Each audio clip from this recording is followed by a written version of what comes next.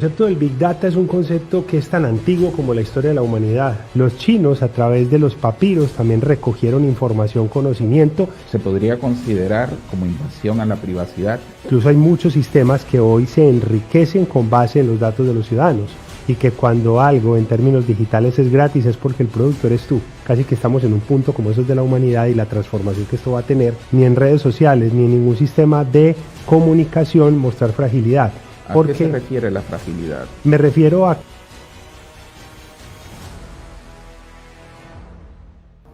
¿Qué tal, amigos? Bienvenidos a un podcast más de Hispanic Voices.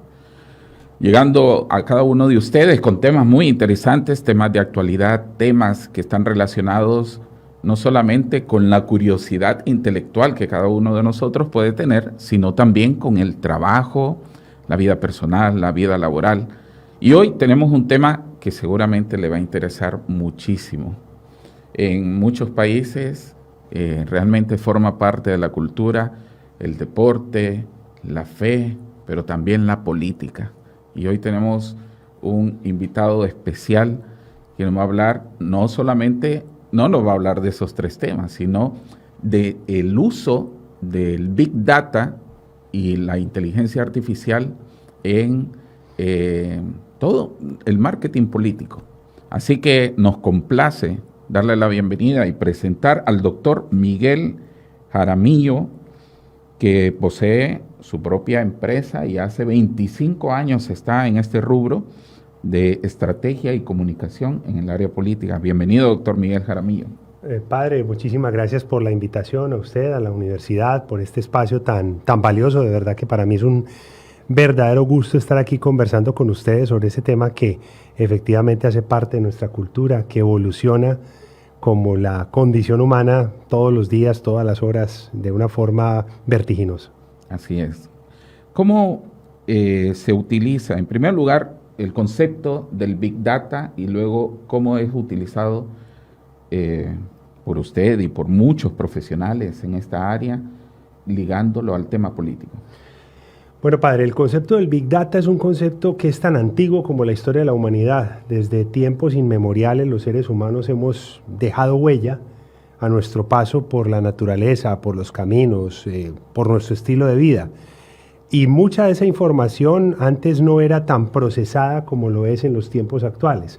Antes no poseíamos las tecnologías que tenemos ahora para poder empezar a entender la data clasificada, la data no clasificada, la data indexada, en fin, para que los cibernautas y prosumidores se hagan una idea, estamos hablando fundamentalmente de datos muy bien estructurados, como los que podríamos tener en nuestro celular, donde guardamos el nombre, el teléfono, la dirección de la persona, o datos desestructurados, como por ejemplo nuestras fotografías en el mismo celular, donde hay una metadata, pero la clasificación fotográfica, de acuerdo con nuestro conocimiento, gustos y demás, pues ya la tendríamos que hacer manualmente nosotros. Los datos son esto, pero si hablamos del celular estamos hablando de una fuente mínima de datos. Cuando hablamos de Big Data estamos hablando de billones, trillones, de cantidades de datos enormes que con base en herramientas que existen como el Data Lake, como la Data Analytics, pues podemos de una u otra manera generar cruces y análisis de data que nos permiten tener diferentes tipos de rutas predictivas, rutas de análisis, ruta de toma de decisiones, ruta de control, ruta de previsión, ¿cierto? De acuerdo con la actividad humana en la que uno esté. Muy bien. Y dice que la data, es decir, es muy antigua, es decir, siempre ha habido datos. Lo que pasa es que se registran de diferente forma. ¿Puede usted hacer un análisis en el tiempo de cómo se manejaba la data en el pasado y dónde hay un punto de inflexión en la cual se da ese salto a la modernidad de cómo se está utilizando? Padre, si usted me lo permite, hace muy poco tiempo conocí la ciudad de Éfeso, en Turquía. En la ciudad de Éfeso, en Turquía, hay un sitio que me llama profundamente la atención y es el Bluterio. El Bluterio es los vestigios de la biblioteca que tenía allí San Pablo, en Éfeso, en Turquía, y se decía o se cuenta en la historia que en ese momento los libros, el papel, representaban un enorme activo casi equiparable al dinero, porque el papel era muy escaso para poder recoger el conocimiento. estamos hablando de unos tiempos inmemoriales. Los chinos, a través de los papiros, también recogieron información, conocimiento, y el cruce de datos de ellos con otra data que, por ejemplo, fuera las pirámides de Egipto, pudieran ser los jeroglíficos de los indígenas latinoamericanos, hispanos, o los indígenas de Oriente, podríamos empezar a hacer cruces de datos, y estamos hablando de una Big Data inmemorial. Si nos venimos un poco más al tiempo, para hablar sobre todo de multimedialidad, no hay una multimedialidad más evidente que las muñequitas que se guardan una dentro de otra en Rusia. No hay una multimedialidad más presente que las capas de la energía o las capas de energía que tienen los espectros físicos. Entonces, yo creo que hoy estamos quizás sobredimensionando o entendiendo o viendo de una manera más cotidiana la multimedialidad, el Big Data y la información, pero no nos damos cuenta que esto ha estado en presencia del hombre durante muchísimo tiempo y que quizá hoy son los portadores de texto los que están cambiando, pero desde siempre creo que ha sido el conocimiento, no tanto tenerlo, porque yo creo que el conocimiento debería ser gratis, sino qué hacer con el conocimiento es el gran reto. Muy bien. Y ese punto de inflexión, entonces, cuando se comienza a hablar de Big Data, es decir, de billones y trillones de datos, ¿cuándo sucede ese momento? ¿Sucedió de manera muy progresiva o hubo algún momento particular que podemos identificar en la historia reciente? Sí, yo creo que en los años 60 fundamentalmente IBM y Microsoft, ya más sobre los 70, 80, a partir de la creación o del establecimiento ya de almacenamientos, digamos de teradata, es cuando ya empezamos a ver que esos almacenamientos permiten un cruce sobre todo vertiginoso y rápido de información, porque Big Data ha habido desde siempre, pero los sistemas de procesamiento que tenía la humanidad de alguna manera y sobre todo Occidente no eran sistemas tan eficientes para poder cruzar información y para poder generar inferencias. Cierto, si esta persona vive en este barrio, transita todos los días 45 minutos, se come un banano acá, toma un autobús acá, puede pasar tal cosa, siente tal emoción. Ese cruce de información empieza a hacerse más vertiginoso, más rápido, se pueden sacar más inferencias e incluso predicciones, es a partir de la aparición de los macroalojamientos o de las memorias grandes en los computadores, y creo que IBM y Microsoft son los primeros que trabajan ese tipo de información ya a nivel de teradata, que permiten ese tipo de inferencias. Antes se sacaban conclusiones, desde siempre se han sacado. Yo le voy a hacer dos paradigmas. Para la selección de personal en general en las compañías en Estados Unidos entre los 50 y los 60, era muy común cruzar la información de la hoja de vida de las personas con la información judicial, con la información de su trayectoria comercial, etcétera, etcétera. Y aunque no estemos frente a un panorama, un paradigma digital, de ecosistema digital, si estamos frente a una confrontación de datos que me permiten inferir si una persona probablemente pueda ser bueno o mal empleado, bueno o mal pagador. Pero vámonos muchos años para acá. Hoy la embajada norteamericana ha revelado públicamente que las redes sociales son un elemento muy importante a la hora de entregar el visado a cualquier ciudadano no norteamericano. Y para eso yo les puedo citar a usted 3, 4 herramientas que pueden, predecir los patrones psicológicos de las personas a partir de sus publicaciones en redes sociales. 2, predecir el desplazamiento y la correlación de la vida cotidiana con las dinámicas de los contenidos en redes sociales. Y 3, la huella digital de búsquedas anónimas o no anónimas, porque entre otras cosas en redes sociales nada se borra, todo queda escrito. Muy bien, perfecto. ¿Y esto se podría considerar como invasión a la privacidad? Evidentemente cualquier estado, cualquier país tiene el derecho de poder controlar información o más bien acceder a información por motivos de seguridad nacional, exactamente, de seguridad nacional. Pero ¿hasta qué punto todo esto que se recoge de nuestra huella digital resulta una invasión a la privacidad? Esa es una muy buena pregunta, sobre todo en los límites jurídicos y en los límites éticos. Y creo que uno de los grandes hitos para esa circunstancia ocurrió en 2016 con el escándalo de Cambridge Analytics. A partir del triunfo presidencial en Estados Unidos, se da una investigación al señor Mark Zuckerberg, propietario de Facebook. Se profundiza con la gente de Cambridge Analytics sobre la manipulación de datos sin autorización de las personas. Yo creo que de una u otra manera hoy hay cada vez más filtros a aplicaciones, redes y sistemas que no respetan la privacidad de los datos. Incluso hay muchos sistemas que hoy se enriquecen con base en los datos de los ciudadanos. Entonces yo creo que los límites éticos y los límites jurídicos, pues obviamente los pone cada país.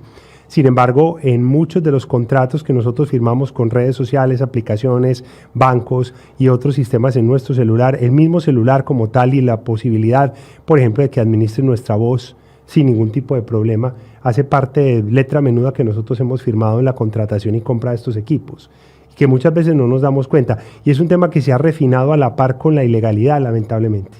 Ok. Sin caer en una especie de psicosis, sí debemos de tomar ciertas medidas y ser más cautelosos y cuidadosos en el uso de aplicaciones o en el uso de nuestras propias redes. 3 recomendaciones básicas de cosas que le pasan a uno en la vida cotidiana. La primera, trate de no conectarse a redes en los aeropuertos, redes de internet en los aeropuertos. Si lo tiene que hacer, hágalo por un lapso de 5 minutos para resolver algún problema. Pero allí hay demasiada delincuencia, no de los aeropuertos, sino paralela, ofreciendo redes de internet gratuita que generan sistemas espejo y que se pueden meter hasta en tus cuentas bancarias. Segunda recomendación, cambie continuamente su contraseña y no use las contraseñas habituales. Lo dicen, en estos días HotSuite decía que un 95% de las personas utilizan su nombre con el 123 o utilizan el 1 al 9, ¿cierto? Yo creo que hay que ser mucho más cuidadosos cuando se trata de cuentas bancarias, cuentas de salud o información muy reservada.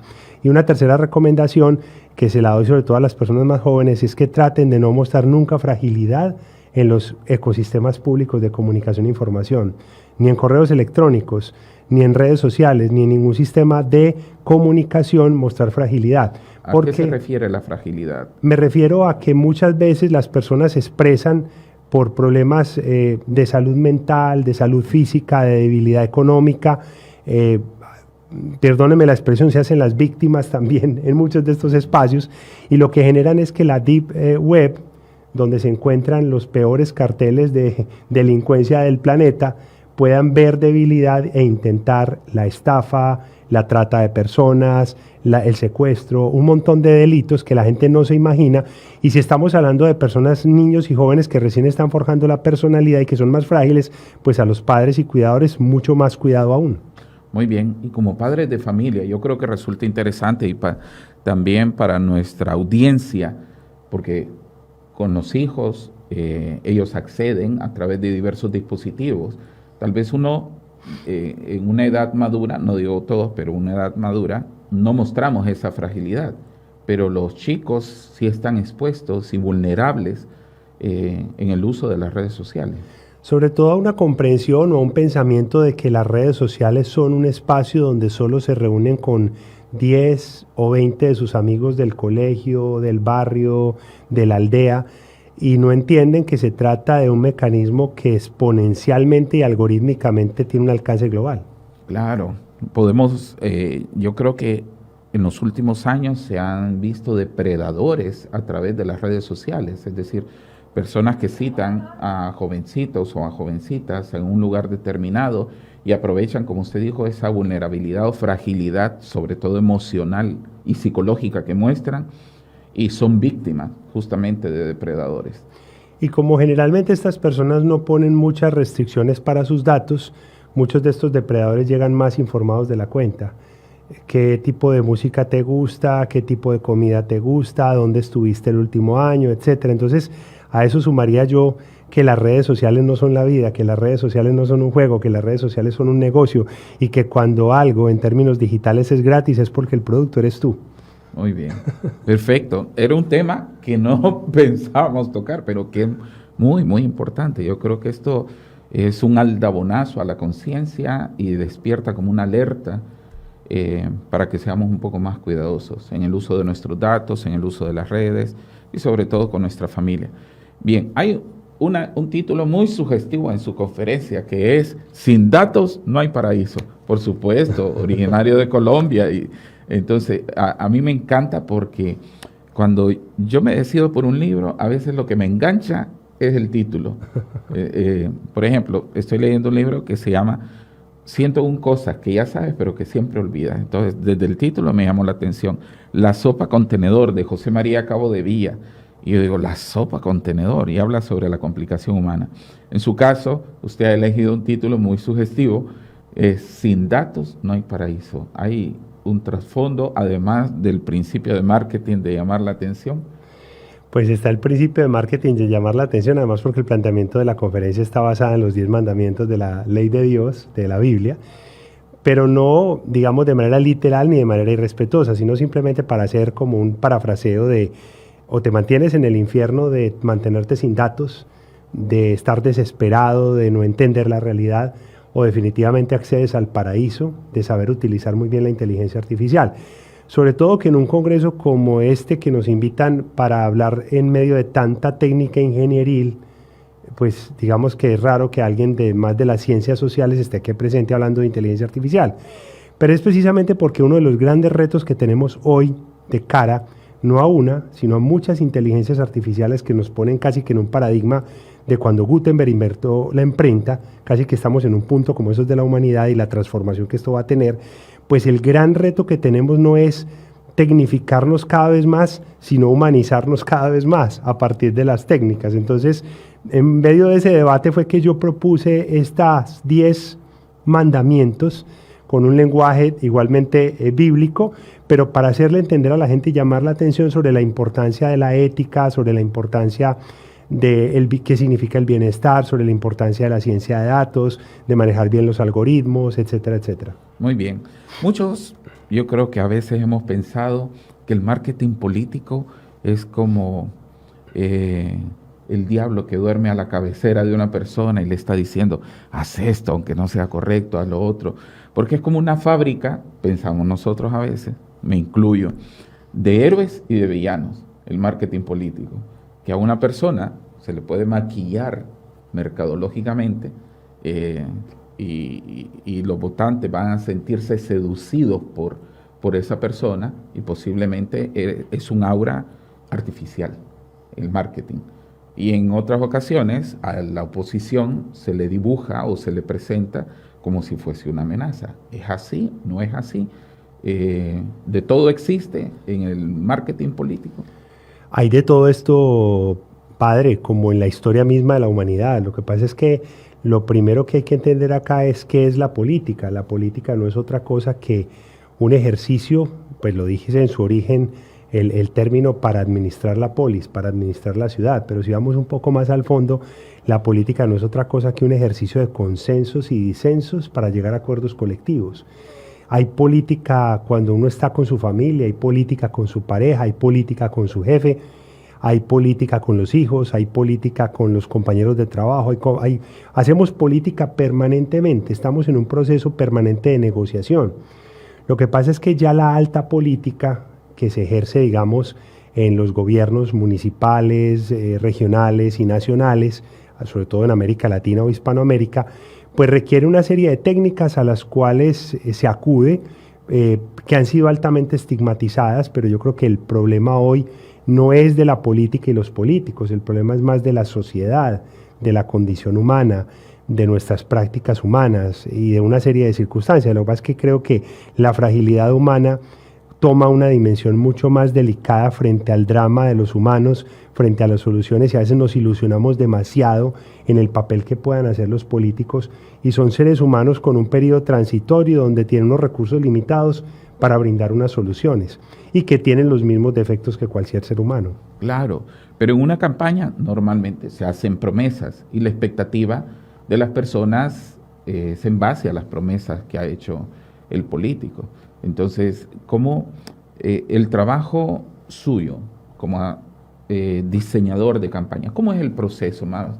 ¿Y cómo utiliza la data para poder diseñar una campaña y poder orientar también, asesorar al candidato a cualquier puesto público, desde el presidente o cualquier otro cargo público? ¿Cómo es el proceso utilizando data y más o menos orientando la campaña, toda la campaña política? Correcto. hasta el final, hasta ya sea el triunfo o la derrota. El triunfo o la derrota. Ese es un proceso muy interesante que hemos ido tecnificando con el tiempo y aprendiendo mucho, digamos, de las experiencias. En esto hay pioneros, sobre todo Estados Unidos, México, Brasil, creo que son países en América que tienen son pioneros en muchas de las técnicas, pero en el caso nuestro de lo que nosotros partimos es de un diagnóstico del candidato, diagnóstico de la campaña y diagnóstico de su equipo de trabajo y su familia incluso. Este es un proyecto empresarial familiar.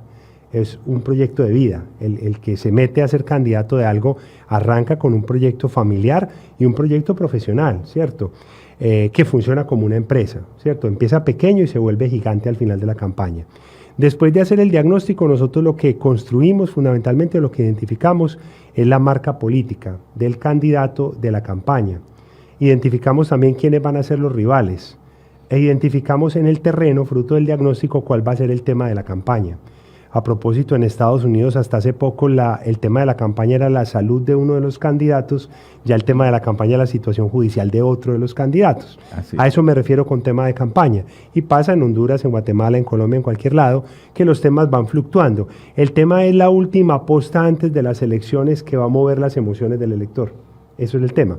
Identificamos el tema, identificamos la causa nuestra y la causa de los rivales, identificamos la narrativa nuestra y la narrativa de los rivales, de qué forma vamos a contar el personaje, de qué forma lo vamos a recrear, de qué forma vamos a hacer que la gente se enamore, y construimos un mapa político que nos permite entender la ley del Pareto. Ese Pareto es fundamentalmente cuántos votos necesitamos para ganar, qué porcentajes utilizamos, y allí empezamos a aplicar una serie de herramientas de escucha social digital, de encuesta, de entrevista, de eye track, de tecnología para microsegmentación, de conexión con redes sociales, gustos, disgustos, manejo de base de datos, donde utilizamos robotización, donde utilizamos inteligencia artificial predictiva, donde utilizamos inteligencia artificial generativa para ciertos contenidos automatizados de campaña principal, donde utilizamos algo que es bastante polémico en este mundo de las campañas, que es el contraste, y que es un tema al cual yo no me niego a hablar, porque a veces hay personas que confunden el contraste con la campaña negativa o la campaña sucia. La campaña sucia es meterme con cosas inviolables como su condición sexual, como su pareja, su vida, su familia, sus hijos. La campaña de contraste es yo decir que usted como rival tiene una investigación jurídica, lo cual es objetivo, cierto, y usted lo quiere ocultar. La campaña de contraste es poder enfrentar que yo tengo 20 años en el sector público y usted nunca ha tenido un cargo en el sector público. La campaña de contraste es yo poder enfrentar que usted se robó dinero y está objetivamente confirmado y que yo he actuado de manera transparente y que mi hoja de vida está abierta, o que usted se ha enriquecido o no, siempre con pruebas. La campaña de contraste permite que el elector que está en un proceso de selección de un candidato pueda de una u otra manera fortalecer su decisión por él, ir a la posición de indecisión o inclinarse por mí. En las campañas solamente existen 4 tipos de votos. El voto duro, que es toda la gente que me adora, que me quiere mucho, que está firme, que a veces no es tan firme por la susceptibilidad, sobre todo en América Latina. El voto blando es quien me conoce, pero no se ha decidido por mí. El voto desconocido es quien ni me conoce ni se ha decidido por mí. Yo por estos dos puedo ir sin ningún problema y generalmente son flotantes en un 20% hasta el final de la elección. Y el voto imposible, que es el voto duro de mi rival, en el que yo no me debería desgastar tanto. Entonces en eso nosotros desarrollamos una técnica de Pareto basada en los 3 elementos que le mencionaba ahorita. Uno es aire, desde Sun Tzu y desde las teorías antiguas de la guerra, Van Clausewitz y demás. Aire es todo lo que tiene que ver con mensaje masivo, ¿cierto? Todo lo que tiene que ver con propaganda, información, comunicación, interacción. Tierra, que es llegar al territorio, a la aldea, al barrio, georreferenciar territorios, dónde viven mis votantes, dónde son sus puestos de votación, qué hábitos tienen, qué hacen un domingo, qué hacen un sábado, cómo llegarles. Y obviamente digital, donde están todos estos componentes de redes sociales, ciencia de datos y demás. Muy bien. Y en este tema ¿se puede decir que hay ideologías en la actualidad o que eso se ha superado? Las ideologías nada más son, no sé, un pretexto para algunos políticos, porque lo que interesa es llegar al poder. Hay una cierta sed, normalmente eso hemos visto en los candidatos, una sed de llegar al poder, a veces no importa cómo, ¿verdad?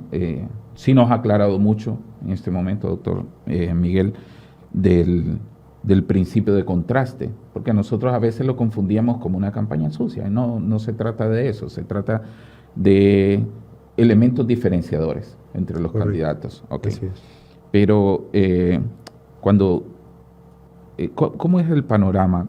Le pregunto ahorita porque sentimos que no hay liderazgo político, y entonces el liderazgo puede ser fabricado a través de una campaña, pero cuando se llega al puesto únicamente se vio el deseo de llegar al poder, pero no hay capacidad estadística de poder desarrollar el país o de poder impulsar al país, o las fuerzas de oposición son tan fuertes que neutralizan a esa persona una vez llegado al gobierno. No, lo que quisiera es que nos pintara un panorama político, si verdaderamente tenemos líderes actualmente o se han fabricado por medio de una campaña y una vez llegado al poder no tienen la capacidad de gobierno. Es una muy buena pregunta, padre, porque yo no creo que sea la campaña la que fabrica el líder, sino la que lo hipercomunica para el ciudadano y sobre todo que lo conecta desde la promesa, que genera frustración y por ende lo estigmatiza como aquel que no cumplió la promesa o que se supo vender muy bien. Efectivamente, son dos ejercicios distintos. La campaña política generalmente en países de América Latina suele durar de 3 a 6 meses. Hay países como Tailandia y otros donde dura 2 años. Yo no sé cómo hacen para una campaña política 2 años, porque son procesos muy vertiginosos, muy fuertes, donde hay que invertir mucho dinero, mucho tiempo, muchos esfuerzos en persuadir la mayor cantidad de gente posible, primero para posicionar en la mente un imaginario, segundo para poder lograr que ese imaginario sea positivo o negativo, pero se incline, porque a veces pensamos siempre que hay que ser buenos y pues hemos visto candidatos en ciertos países que no son tan buenos, pero que a la gente les gusta, ¿cierto? Sí. O que son sancionados jurídicamente, pero a la gente les gusta, y otros que no, que son muy buenos, pero la gente dice muy bueno, pero yo no creo que este sea el que vaya a enfrentar las guerrillas, las maras, el problema de empleo que tenemos, ¿cierto? No tiene la capacidad. Entonces ahí viene un tema de que la gente tome una posición, y lo tercero, que es lo más difícil y que parte de una decisión emocional del cerebro humano, el área límbica del cerebro, que es emocionalmente conectarme y tomar la decisión. Que ahí es donde viene la gran paradoja. Queremos decisiones racionales, imposible. Está totalmente comprobado que los seres humanos en su gran mayoría, y sobre todo cuando se trata de decisiones políticas, tomamos decisiones a partir de las fuertes emociones. Entonces, ¿hasta qué punto, y es un llamado válido desde la ética, hasta qué punto muchos de esos procesos se convierten en una espuma tan fuerte de emociones que me terminan mostrando líderes o me permiten elegir líderes que definitivamente para los gobiernos no están capacitados? Muy bien. Y en el diseño de las campañas, en su experiencia, ¿cuál ha sido la experiencia más gratificante y por qué motivo? Hemos tenido varias, sobre todo del orden nacional, sobre todo lo que tiene que ver con la participación en equipos de campañas presidenciales y de algunas campañas regionales. Yo creo que las experiencias más bellas no solamente son los triunfos, sino a veces las derrotas, porque uno está totalmente convencido de que ha hecho las cosas bien, de que ha cumplido con la ruta que corresponde, de que ha hecho que crezca como persona y como líder ese líder o ese hombre o esa mujer que va a liderar. Se conecta uno con la familia, con el equipo de trabajo, hay credibilidad, se muestran resultados, hay caminos arduos que permiten superar barreras, y eso es como lo más emocionante. Yo, digamos que en general las campañas que he hecho hasta ahora en Colombia de gobernaciones y alcaldías para mí han sido emocionantes, también algunas que he hecho en Guatemala, en Panamá, en Dominicana. Hay algunas que he hecho en poblaciones muy rurales, donde casi que no funciona nada de medios masivos ni de ecosistemas digitales. ¿Y a través de qué ha llegado a la conciencia o al interés de los votantes ahí? A través de gamificación, a través de juego, a través de dinámicas de salud, a través de ciertas actividades que le permiten a las comunidades incluso hacer convites para limpiar una quebrada, para hacer un torneo de fútbol, para dar un taller de emprendimiento para mujeres, y eso entregado de manera honesta al elector funciona muy bien. Uno de los grandes problemas, padre Javier, que tenemos durante este tiempo es que muchas personas tratan de comprar el voto y creen que la compra del voto funciona hoy de manera automática, y eso es un tema que está cambiando mucho en América Latina, si usted me lo permite, padre, y es La gente hoy está tomando cada vez más conciencia de que a pesar de tener hambre y necesidad, necesita los recursos, pero finalmente si no se conecta emocionalmente con el elector, los sistemas electorales hoy con tarjetón llevan a que voten por otro distinto al que le recibió el dinero. Muy bien.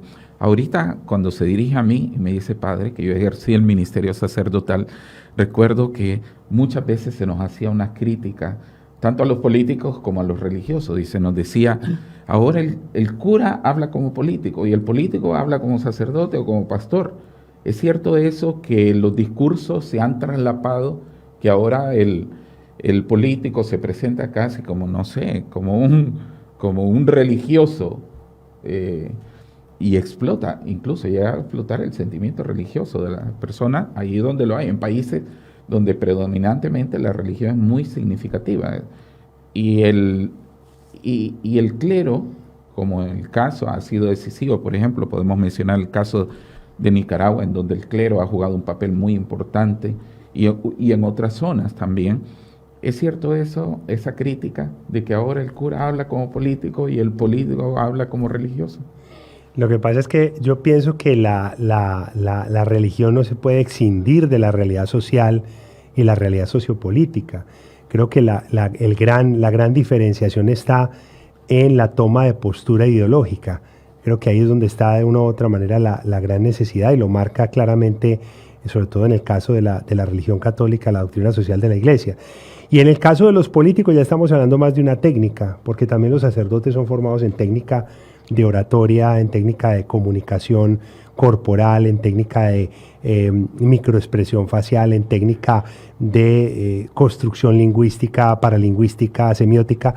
Y hoy cada vez más los políticos tecnifican mucho esa técnica. ¿Qué tan lleno o qué tan vacío está el discurso? Gran pregunta, porque entre otras cosas nosotros somos en un 75% la forma de comunicar por encima del fondo. Entonces yo creo que ahí el tema es tratar de entender que herramientas como la inteligencia artificial, si usted me lo permite, padre, y ciertas herramientas le tienen que permitir al elector tener más y más y más información para tomar buenas decisiones. Muy bien. Cada vez nos tenemos que dejar llevar menos de quien me está diciendo algo muy bonito e ir al fondo de las cosas. Perfecto. Como usted es especialista en el tema de Big Data, inteligencia artificial, es importante que podamos escucharle en este momento cómo poder sacar el máximo provecho. Si una persona quiere emprender un negocio, si una persona trabaja y quiere tal vez hacer un desarrollo profesional, personal, y utilizar la inteligencia artificial para eso, justamente de manera autodidacta. ¿Qué posibilidades nos está brindando la inteligencia artificial para que cada uno de nosotros, no importa en qué rubro esté, en el marketing, en los negocios, en la industria, en la manufactura, podamos aprovecharlo? ¿Cómo empezar de ceros utilizando inteligencia artificial para un emprendimiento, para un negocio, para una actividad? Yo le daría 5 recomendaciones. La primera, trate de construir una muy buena base de datos propia. Las bases de datos ajenas son, como lo digo en mi presentación, la peor blasfemia que puede haber. Si yo trabajo en mi negocio, yo no puedo tener bases de otro negocio, porque primero violo el habeas data y segundo me estoy dirigiendo al público equivocado. Construya su propia base de datos. Son 5, son 6 ya, listo. Mañana van a ser 600 o 200 o 1000 o 2000.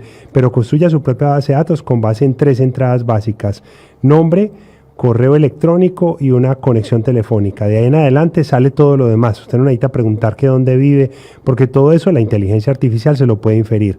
Segunda recomendación, muy importante en clave de inteligencia artificial: utilice los asistentes de inteligencia artificial generativa para poder programar citas comerciales, para poder expandir sus mensajes, para poder generar, digamos, mensajes de marketing mucho más potentes.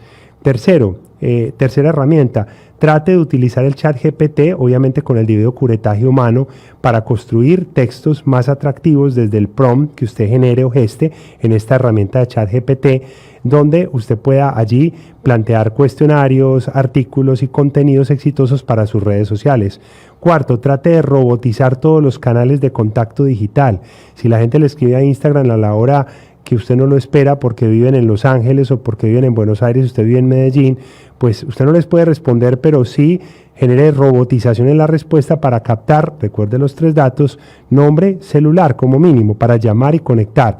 trate de generar una interconectividad en este sentido, robotización. Y lo quinto es conecte el WhatsApp, que hoy es una herramienta supremamente poderosa, a sistemas de WhatsApp Business o cualquiera de las otras aplicaciones de robotización que le permita un procesamiento, bien sea desde redes sociales o desde WhatsApp Business, para no perder clientes y para poder captarlos rápidamente. Yo creo que eso es uno de los grandes dilemas que tienen las personas que trabajan su marca personal de manera independiente con servicios personales, o los emprendedores en América Latina, y es que ven esto como muy exótico, y todos estos 5 temas que he dicho son totalmente, como nos gusta a todos, gratis. Sí.